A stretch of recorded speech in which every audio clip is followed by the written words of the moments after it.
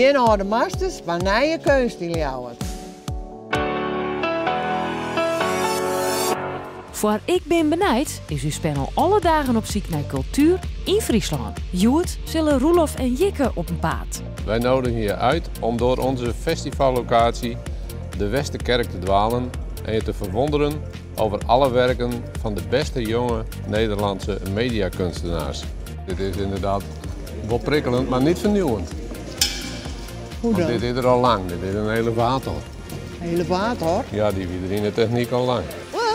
Dit zijn McDonald's poetsjes. Ik dacht dat het een meid van Sinterklaas was. Nee, jongen, dit is... Oh, ik denk dat is leuk bedacht. McJesus. Zag wie het? Christelijke frietsaus. Halleluja. Het onthult de schoonheid van massaproductie en de massacultuur. McJesus. Ik eens wat mee opleppelen.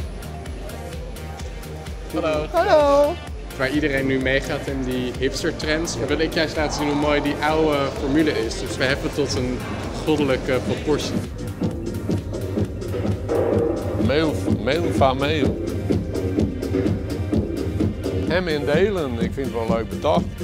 Nou, het is Dan moet je het verplaatsen in de kunstenaar. Ja, dat weet ik wel. Nou ja. Nou, hoi.